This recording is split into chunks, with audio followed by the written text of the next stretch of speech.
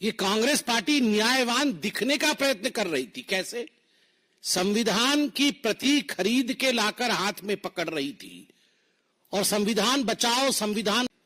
जब 50 वर्ष पहले 26 तारीख को प्रातःकाल भारतवर्ष को पता चला था कि इंदिरा जी ने देश में आपातकाल लगाया है, उस समय आपको जान के आश्चर्य होगा, केवल भारतवर्ष को ही आश्चर्य नहीं हुआ था, इंदिरा जी के कैबिनेट को भी आश्चर्य हुआ था, क्योंकि इंदिरा जी के कैबिनेट को भी मालूम नहीं था कि आपातकाल लगा दिया गया है।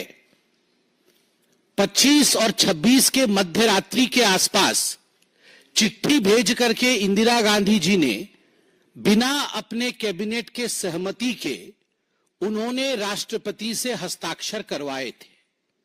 अगले दिन कैबिनेट की बैठक हुई और पोस्ट फैक्टो उस रिजोल्यूशन को एडॉप्ट किया गया, जिसके विषय में आज ओम बिड़ला जी ने बताया कि पोस्ट फैक्टो पाप करने के बाद उस पर मोहर लगवाने का काम इंदिरा गांधी जी ने अपने कैबिनेट से कराया। लोकतांत्रिक तरीके से स्पीकर का चुनना, सारे कन्वेंशन को ताक पे रख के भारतीय जनता पार्टी और एनडीए के सदस्यों द्वारा कल अपील करने के पश्चात भी कि कन्वेंशन नहीं है, स्पीकर पे इलेक्शन नहीं होता है, चलिए मिलके चलते हैं, एक लोकतांत्रिक तरीके से निर्वाचन होता है। और दूसरा अहम विषय है कि कैबिनेट का इंट्रोडक्शन होता है और कैबिनेट को साथ लेकर चलने की बात प्रधानमंत्री नरेंद्र मोदी देश के सामने टीवी पर पूरा देश देख रहा होता है। तारीख वही है, 50 वर्ष पहले सदन के पटल पर बिना कैबिनेट के अनुमति के आपातकाल लगाया जाना, और वह भी इंदिरा गांधी जी द्वारा। आज यह जो पूरी प्रक्रिया हुई है, मुझे लगता है इसने सबको बहुत कुछ सिखाया है।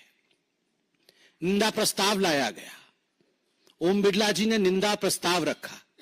निंदा प्रस्ताव के दौरान उन्होंने इमरजेंसी के समय जो जो विघ्न बाधाएं थी, जो दिक्कतें थी, उन सब दिक्कतों को ओम बिड़ला जी ने उजागर किया। किस प्रकार से मीसा कानून में परिवर्तन करके नेचुरल जस्टिस को बाधित किया गया था, हजारों लोगों को किस प्रकार जेल में डाला गया था। और मैं बता दूं, 1,40,000 लोगों को जेल में डाला गया था, लगभग 22 कस्टोडियल डेथ्स हुई थी। और जिन लोगों को जेल में डाला गया था, आप तो अटल बिहारी वाजपेयी, आडवाणी जी और जो हमारे जनसंघ के लोग थे, नेता थे, उनके नाम से आप अवगत हैं।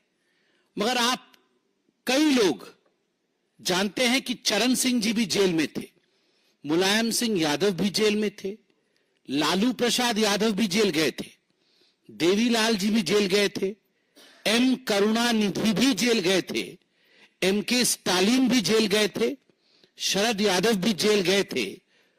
और सामने ही बैठे हुए थे आज ट्रेजरी बेंच के सामने श्री टी.आर. बालू, जिन्होंने धन्यवाद प्रस्ताव रखा था निर्वाचन के पश्चात।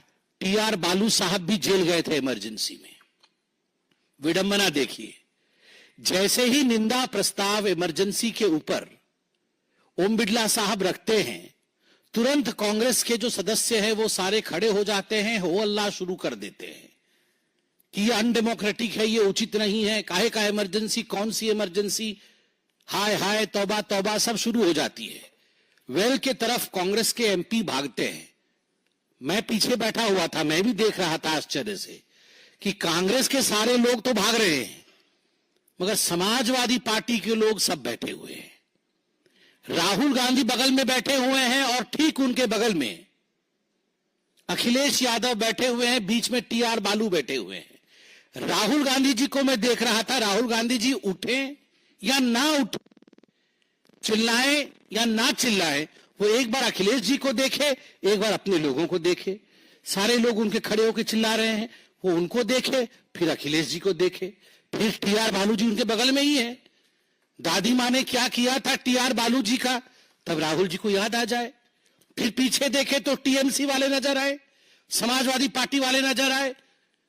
राहुल जी कभी खड़े होने की कोशिश करे, फिर दबा के अपने आप को बैठ जाएं। ये परिस्थिति इंडी अलायंस की आज जो हुई है पार्लियामेंट के अंदर, ये तभी होती है जब आप अन्यायी होते हैं, अन्याय का साथ देते हैं और बड़ा न्यायवान दिखने का प्रयत्न करते हैं।